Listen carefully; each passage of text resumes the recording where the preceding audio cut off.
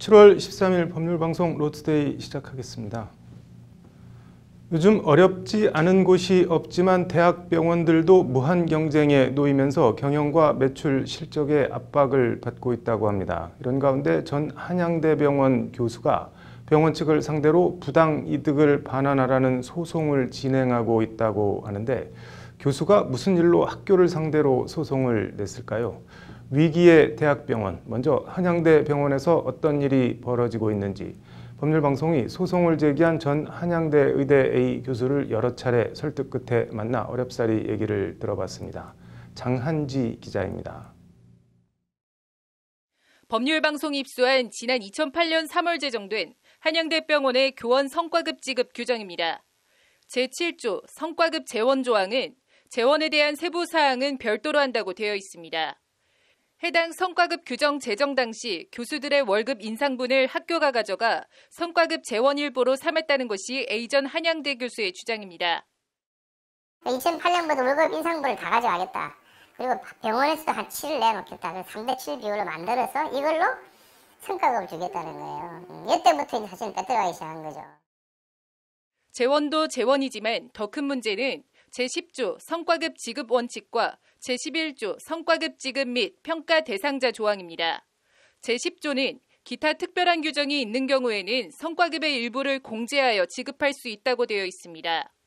그리고 제11조에서 평가월에 실적이 없거나 지급월에 진료 수당이 없는 교원은 지급 대상자에서 제외하는 것을 원칙으로 한다고 적혀 있습니다. 쉽게 말해 월급 인상분을 동결하고 성과급을 주는데 돈 많이 못 벌어오는 교수는 성과급을 안 주겠다는 취지입니다. 그런데 이렇게 하고 이거를 이제 이런 제도를 만들었습니다.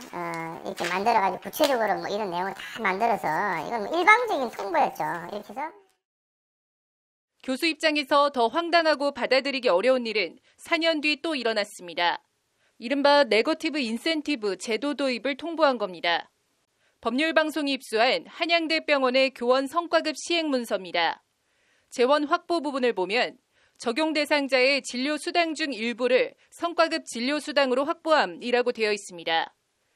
교수들이 기존에 받던 수당을 일괄적으로 병원 재원으로 가져가서 그 돈으로 다시 교수들에게 성과급을 지급하는 것입니다. 쉽게 말해 기존에 받던 임금에서 일정액을 일괄 삭감해 걷어가 돈 많이 벌어오는 교수들에게 나눠주겠다는 겁니다.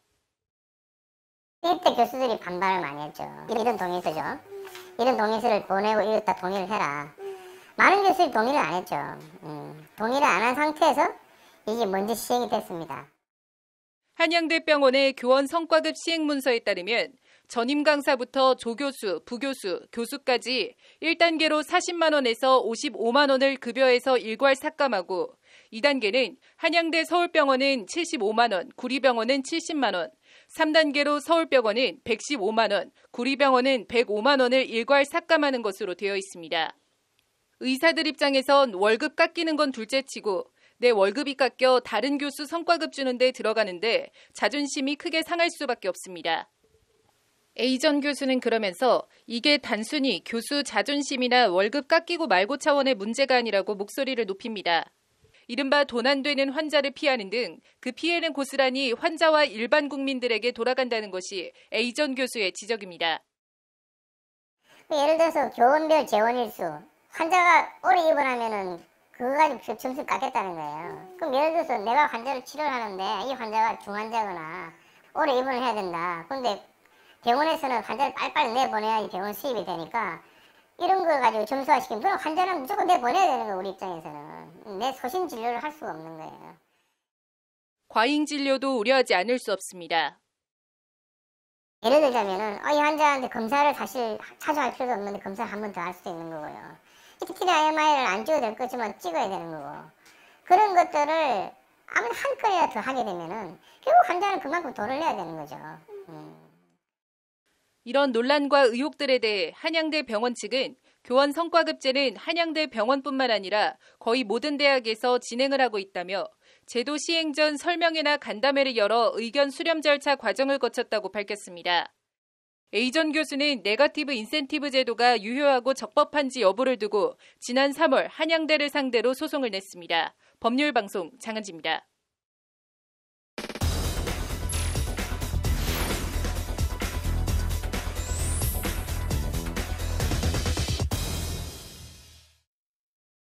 임금을 일괄 삭감한 뒤 매출액 실적이 좋은 의사들의 성과금을 지급하는 한양대 병원의 네거티브 인센티브 논란 앞서서 전해드렸는데요. 이와 관련 한양대 병원 측은 제도 시행 전 설명회나 간담회를 가졌는데 교수들이 딱히 문제 제기를 하지 않아 제도를 시행했다는 취지로 법률방송에 밝혀왔습니다. 교수들의 동의를 얻어 제도를 실시했다는 취지인데 법률방송 취재 결과는 좀 달랐습니다. 계속해서 장한지 기자가 전해드립니다. 한양대병원 한 의사가 지난 2012년 9월 의료원장님께라며 한양대병원 의료원장에게 보낸 이메일입니다. 불철주야 한양대학병원의 발전을 위해 애쓰시는 것에 감사한다는 의례적인 인사말에 이어 바로 단도직입으로 네거티브 인센티브 제도가 불가함을 지적하고 있습니다. 2012년 1월 10일 서울병원 강당에서 교원 성과급제 설명회에 대한 기획실장의 설명이 있은 후 통상임금인 진료수당의 일부를 성과급제 재원으로 사용하려는 것에 대해 불가함을 표명한 바 있다고 적고 있습니다. 앞서 한양대병원 측은 제도 시행 전 교수들의 동의를 구했냐는 법률방송 질의에 처음부터 저희가 시작하기 전부터 설명회도 개최하고 의료진들 의견을 수렴했다며 딱히 문제 제기를 하신 교수님들이 없었다고 말했습니다. 불가함을 표명한 바 있다는 의료원장에게 보낸 이메일과는 180도 다릅니다. 해당 메일 작성자는 한양대학교 의과대학 교수평의원 대표 교수라고 되어 있습니다. 일개 개별 교수 한 명의 의견 표명이 아닌 교수평의원 대표 교수 자격으로 네거티브 인센티브 제도가 불가하다고 문제 제기를 하고 있는 겁니다. 한양대학교 병원에 근무하는 교수진의 위신과 권위뿐만 아니라 한양대학 전체의 명예에도 영향을 미치는 사안이라는 게 교수평의원 대표 교수의 문제 제기입니다.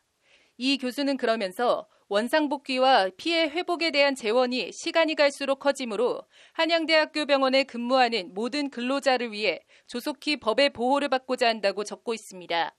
네거티브 인센티브 제도를 즉각 철회하고 제도 시행 재원 마련을 위해 걷어간 임금을 즉시 돌려달라는 취지의 요청입니다. 그때부터는 월급을 일률적으로 모든 교수단 75만 원 깎겠다는 거예요. 그리고 1년 6개월 뒤인 2014년 1월 1일부터는 115만 원을 다 깎겠다는 거예요. 일률적으로 모든 교수들을 다 깎아가지고 그 돈을 이 재원에 넣어가지고 교원 성과급을 하겠다는 거예요.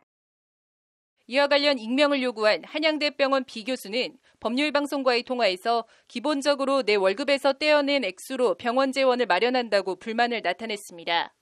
역시 이름을 밝히기를 꺼린 C교수도 네거티브 인센티브 제도 시행 전인 2011년보다 2020년 진료수당이 더 적다며 허탈해 했습니다.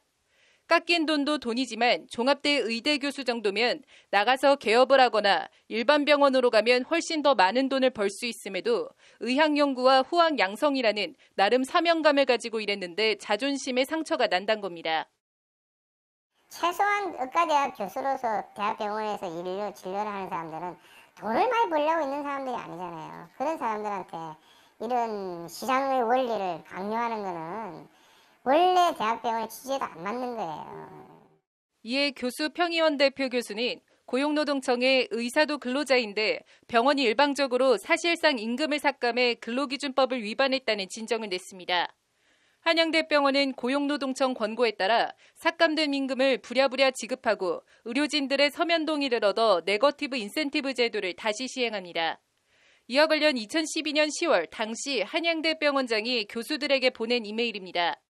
인센티브 제도를 시행할 때는 포지티브 인센티브가 원칙이나 병원의 사정이 너무 절박해 네거티브 인센티브를 시행할 수밖에 없었다며 비용과 이익 때문에 해당 제도가 시행됐음을 숨기지 않았습니다. 병원장은 그러면서 시행 과정에서 교수님들의 동의서를 받고 시행했어야 하는데 병원 사정이 너무 절박해 어떻게든 경영을 호전시켜야 한다는 중압감에 교수님들의 동의를 얻지 못하고 시행하게 됐다고 적고 있습니다. 교수들의 동의를 얻어 시행했다는 한양대병원 관계자 설명이 무색하게 당시 병원장 스스로 동의를 얻지 못했다고 시인하고 있는 겁니다. 동의를 안 한 상태에서 이게 먼저 시행이 됐습니다. 시행이 되니까 그 소아과에 있는 교수가 이제 그거를 노동청에다 고발을 했죠.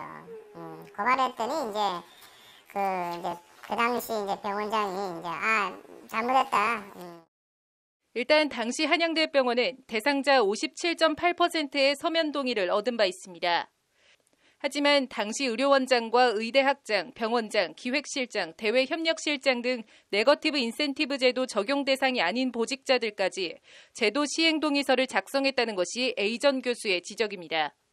무엇보다 전체 무기명 찬반 투표처럼 객관적인 의사를 묻는 방식이 아닌 의사들로부터 1대1 각계격파식으로 동의서를 받아간 점을 A 전 교수는 강하게 비판했습니다. 과장들은 사실상 병원 눈치를 보며 방침을 따를 수밖에 없고 교수 발령을 기대하는 임상조 교수 등도 학교 눈치를 볼 수밖에 없어 이런 점들을 감안하면 과반수 동의를 받았다고 보기 어렵다는 비판입니다. 그래서 이거는 바로 잡아야 되는 거죠.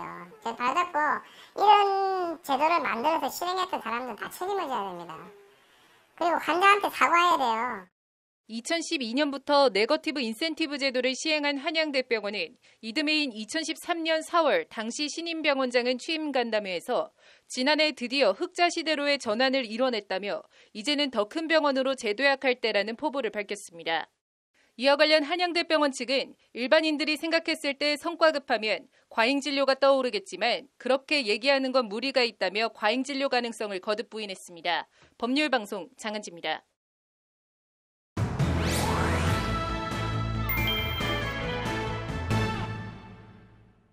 네, 한양대병원 네거티브 인센티브 제도 얘기 더 해보겠습니다. 남승환 변호사의 시사법률입니다. 남 변호사님, 간략하게 정리하면 한양대병원에서 의사들의 상여금을 일괄 삭감한 다음에 병원의 이익을 많이 내준 의사들에게 성과급을 몰아준다. 뭐 이런 취지인 것 같은데, 일단 장한지 기자 취재에 따르면 한양대병원이 의사들 동의 없이 제도를 먼저 시행한 거는 맞는 것 같은데, 이거 뭐 법적으로 이렇게 해도 되는 건가요? 네, 취업 규칙의 불이익한 변경을 하는 경우에는 집단적 의사 표현 방법에 의해서 과반수의 동의가 있어야 됩니다. 노동조합이 있으면 노동조합 동의를 받아야 되고 노동조합이 없으면 근로자들의 과반수 동의를 받아야 되는데 이때 이 근로자들의 과반수 동의가 있었는지 여부가 관건이 되고요. 그 다음에 취업 규칙의 불리한 변경이어야 하는데 그러면 이 소위 말하는 인센티브성 수당이라고 하는 것이 그것을 변경하는 것이 근로조건의 변경인가 여부입니다. 지금 여기서 얘기하는 인센티브성 성과급이 근로조건에 해당하는지는 구체적으로 따져봐야 합니다만 명칭만 봐서는 저는 근로조건에 해당할 가능성도 상당히 높다고 생각됩니다. 그렇다면 변경의 동의를 받았어야 합니다. 일단 안 받고 시행을 했다가 뭐 나중에 받기는 이제 서면으로 받기는 받았는데 문제 제기를 하니까 이게 뭐 무기명 전체 투표를 한 것도 아니고 뭐 거의 교수들 1대1 각계격파식으로 받아갔다. 이게 뭐 병원장 등 뭐 관리직이 지위를 이용해 압력을 행사한 거다. 이게 무슨 동의냐 이런 주장이 있는데 그건 어떻게 봐야 될까요? 이 취업 규칙의 불리한 변경과 관련해서 근로기준법은 이제 근로자의 집단적 의사결정 방법에 의한 동의를 요구합니다. 정확하게는 근로자의 과반수 동의 이렇게 얘기하는데 이 과반수 동의를 집단적 의사결정 방법에 의한 동의라고 해석하고 있는데요. 이때 이 동의는 사용자 측의 개입과 간섭이 배제돼야 됩니다. 근데 지금처럼 각계격파하는 식의 동의 이것이 적법한지는 이제 따로따로 살펴봐야 하는데요. 뭐 쉽지는 않을 것 같습니다. 이게 동의를 받은 의사 명단에 그 네거티브 인센티브 시행 대상이 아닌 뭐 병원장, 의대 학장, 기획실장 등 보직자들이 포함이 됐다 그러는데 이게 유효한 건가요? 이런 서명이? 일단 동의는 종전 근로조건, 종전 취업 규칙에 적용을 받던 근로자의 과반수입니다. 그러니까 예를 들어 뭐 병원장이나 또는 어떤 사람들 중에 종전 취업 규칙에 적용을 안 받던 사람들이라면 뭐 그 경우에는 과반수 동의에서 숫자에서 빼야 됩니다. 그 다음에 또 사용자성으로 보이는 분들이 포함되어 있는 것 같아서 이런 부분도 숫자에서 빼야 될 것 같습니다. 이게 과잉진료 우려에 대해서 한양대병원은 뭐 심평원에서 다 걸러진다, 과잉진료 하지 않는다 이렇게 해명하고 있는데 이건 어떻게 보시나요? 심평원에서 과잉진료가 걸러진다고 해서 과잉진료가 없는 것은 아닙니다. 심평원이 과잉진료가 있기 때문에 항상 과잉진료 여부를 거르는 것이지요. 특히 뭐 의료인들 입장에서는 사실은 과잉진료가 아니라고 생각하는 경우에도 심평원이 과잉진료라고 하는 경우가 있기도 합니다. 아무래도 이런 인센티브성 성과급이 걸려있게 되면 의료인으로서는 한 가지라도 더 권유해 볼 수밖에 없는 상황이 될 것이고 그러다 보면 과잉진료 위험에 노출되는 것은 어찌 보면 당연한 일이 아닌가 생각됩니다. 병원이 어려우니까 좀 뭐 네거티브 인센티브 하자. 이거 뭐 어떻게 보시나요? 네, 기본적으로는 네. 인센티브 네. 제도를 이런 실적에 맞추는 것, 이게 네. 원래 인센티브의 취지이기는 합니다만 네. 의료인들의 경우에 네. 이것을 돈으로 평가하거나 환자 한 명이 왔을 때 네. 거기서 얼마의 돈을 소위 말해서 뽑아내느냐 네. 하는 방식으로 그분의 성과를 평가하면 네. 이것은 원래 의료인에게 요구하던 네. 어떤 수준을 심하게 침해할 소지가 생길 수밖에 없을 것 같습니다. 네. 저는 좀 많이 위험한 제도가 아닌가 생각합니다. 아무튼 뭐 논란이 뜨거운데 소송이 시작이 됐다고 하니까 지켜봐야겠네요. 오늘 잘 들었습니다. 네, 이어서 법조계 소식 전해드리겠습니다. 박원순 서울시장에게 성추행을 당했다며 고소한 전 비서 측이 피해자는 4년간 지속적으로 성추행과 성희롱을 당했다며 진상규명을 촉구했습니다. 박 시장 발인날 기자회견을 한 데 대해선 발인을 마치고 기자회견을 해 나름 최대한의 예의를 갖췄다고 말했습니다. 친형 강제 입원 관련 공직선거법 허위사실 공표 혐의로 2심에서 당선 무효형인 벌금 300만 원을 선고받은 이재명 경기지사에 대한 대법원 상고심 선고기일이 오늘 16일로 잡혔습니다. 대법원 전원합의체가 원심 판결을 확정하면 이 지사는 지사직을 상실합니다. 경찰이 성범죄자나 아동학대, 살인 등 강력사건 범죄자의 신상정보를 임의로 공개한 사이트인 이른바 디지털 교도소 운영자와 조력자에 대한 검거에 착수했습니다. 경찰은 정보통신망법상 명예훼손 혐의를 적용할 방침인데 방통위에 사이트 접속 차단도 요청할 계획입니다. 키우던 개 11마리를 굶겨 죽인 동물보호법 위반 혐의로 1심에서 벌금 400만 원을 선고받은 40대 남성이 항소심에서 징역 6월에 집행유예 2년을 선고받았습니다. 이 남성은 충남 천안의 원룸에서 개를 키우며 사료와 물을 주지 않아 11마리를 죽게 만든 혐의로 기소됐습니다.